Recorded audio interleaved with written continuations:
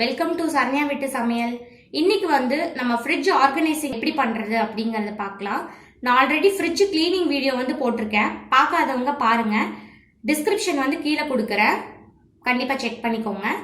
So இப்போ வந்து பார்த்தீங்கன்னா ஃப்ரிட்ஜில் வந்து நம்ம எப்படி நம்மளுடைய அன்றாட தேவைகள் உண்டான திங்ஸை வந்து எப்படி வந்து ஆர்கனைஸ் பண்ணி வைக்கலாம் அப்படிங்கிறத நம்ம இந்த வீடியோவில் பார்க்கலாம் வாங்க.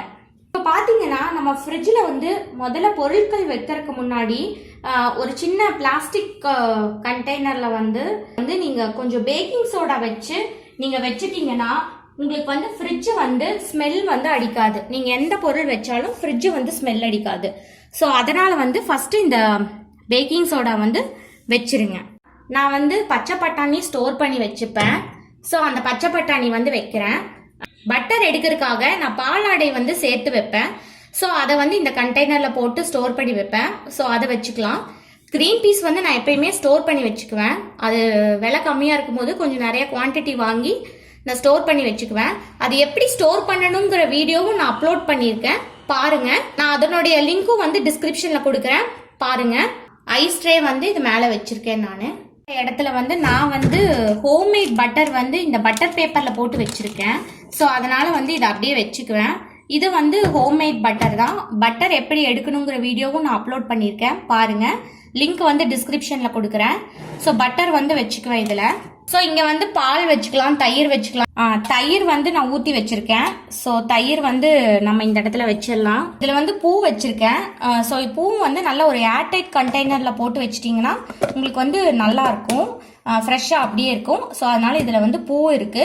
அதே மாதிரி ஒரு விஷயம் நான் சொல்கிறேன், இது உங்களுக்கு தெரிஞ்சிருக்குமா என்னன்னு தெரியாது. இப்போ இந்த இடம் பார்த்தீங்கன்னா உங்களுக்கு அதாவது சில்னஸ் வந்து ரொம்ப நிறைய வரக்கூடிய இடம் வந்து இந்த ஃபர்ஸ்ட் ரேக். அந்த இடத்துல வந்து நீங்கள் மாவு, இந்த லெஃப்ட் ஓவர்ஸ், தயிர் இந்த மாதிரி எல்லாம் வச்சுக்கலாம்.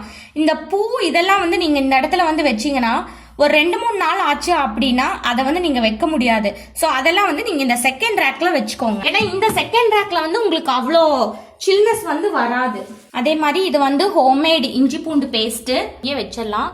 இந்த பச்சை மிளகாய் இருக்கிற டப்பாவையும் நான் வந்து செகண்ட் ரேக்ல தான் வைக்கிறேன். இதுக்கும் வந்து சில்னஸ் அளவா இருந்தா போதும். அடுத்தது வந்து பாத்தீங்கன்னா இந்த கொத்தமல்லி, கருவேப்பிலை இதையும் வந்து நம்ம இங்க ஸ்டோர் பண்ணிடலாம். இதெல்லாம் வந்து இந்த செகண்ட் ரேக்லயே வந்து நம்ம ஸ்டோர் பண்ணிடலாம். ஏன்னா இதுக்கெல்லாம் சில்னஸ் வந்து அவ்வளோக்கா வேண்டியது இல்லை. புதினா, கொத்தமல்லி, பூ இதெல்லாம் இங்க வச்சிருக்கேன். இந்த இஞ்சி பூண்டு பேஸ்ட், பச்சை மிளகா இதெல்லாம் வந்து இங்க வச்சிருக்கேன். ஸோ இதெல்லாம் வந்து எப்பயுமே செகண்ட் ரேக்ல தான் இருக்கும். நான் வீட்லயே செஞ்ச புளி பேஸ்ட். ஸோ இதெல்லாம் இப்போ இடம் இங்கே இருக்குது அப்படிங்கறதுனால நான் இந்த இடத்துல இதெல்லாம் வைக்கிறேன். அப்புறம் இந்த பேஸ்கெட்டில் வந்து நான் தேங்காயும் எலுமிச்சம் பழமும் வச்சுருக்கேன்.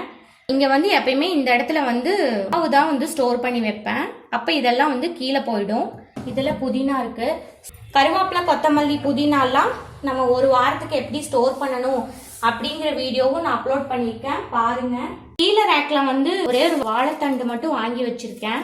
மில்க் மேட் வந்து நான் ஓப்பன் பண்ணேன். ஸோ அது மூடி இல்லைங்கிறதுனால ஒரு பாக்ஸில் போட்டு நீட்டாக ஸ்டோர் பண்ணி வச்சுருக்கேன். ஸோ இந்த ரேக் வந்து எம்டியாக தான் இருக்குது. நான் எப்பயுமே தக்காளி எல்லாம் வந்து ஃப்ரிட்ஜில் ஸ்டோர் பண்ண மாட்டேன், வெளியில் தான் ஸ்டோர் பண்ணுவேன். ஸோ எனக்கு வந்து வெஜிடபிள் ட்ரே வந்து 2 இருக்குது.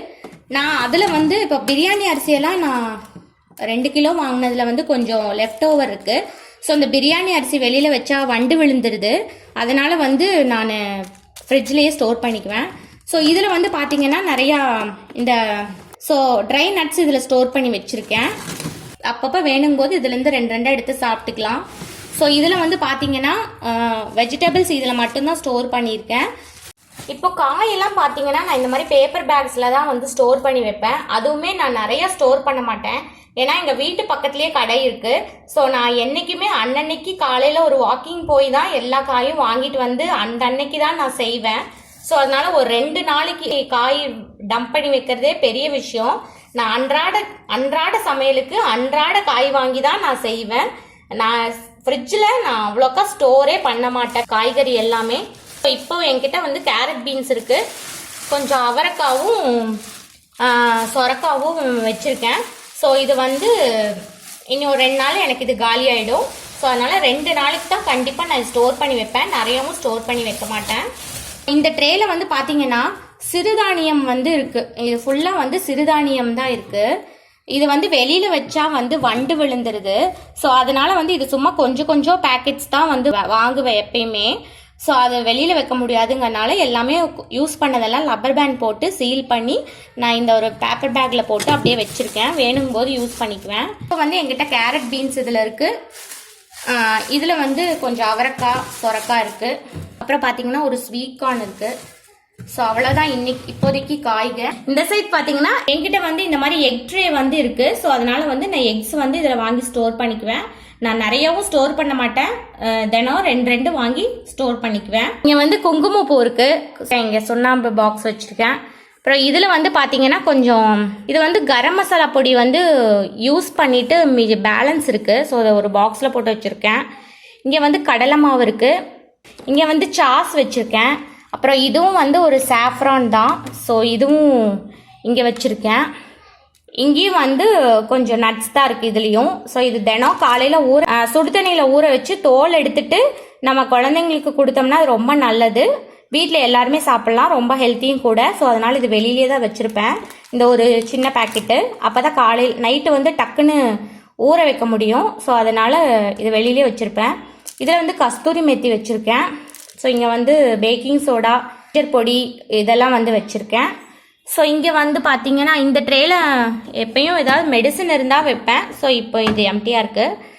அடுத்தது பார்த்தீங்கன்னா இங்கே வந்து கொஞ்சம் புளி வச்சுருக்கேன். அப்புறம் இது வந்து கொஞ்சம் வடைப்பருப்பு இருக்குது. இது வந்து சில்லி சிக்கன் பவுடர் இது. ஸோ அதுவும் ஓப்பன் பண்ணிவிட்டு கொஞ்சம் மிச்சத்தை வந்து நான் ரப்பர் பேண்ட் போட்டு வச்சுருக்கேன். ஸோ அடுத்தது வந்து பார்த்தீங்கன்னா இங்கே இந்த நன்னாரி சர்பத்து, அப்புறம் ரோஸ் எசன்ஸு, சோயா சாஸும் சில்லி சாஸும் வச்சுருக்கேன். ஃப்ரிட்ஜுக்கு மேலே வந்து நான் எப்பவுமே இந்த மாதிரி ஒரு ஷீட் போட்டுக்குவேன். இந்த ஷீட் போட்டோம்னா நமக்கு அவ்வளோ தூசி ஆகாது, அழுக்கும் ஆகாது. சைடில் வந்து நிறைய பவுச்சஸ் இருக்குது. ஸோ இதில் நம்ம என்ன வேணுமோ வந்து நம்ம வச்சுக்கலாம். நான் எனக்கு அன்றாட தேவைகளான பால் அட்டை மட்டும் நான் இதில் ஸ்டோர் பண்ணிக்குவேன். ஸோ மேலே பார்த்தீங்கன்னா நான் ரொம்ப டம்ப் பண்ண மாட்டேன்.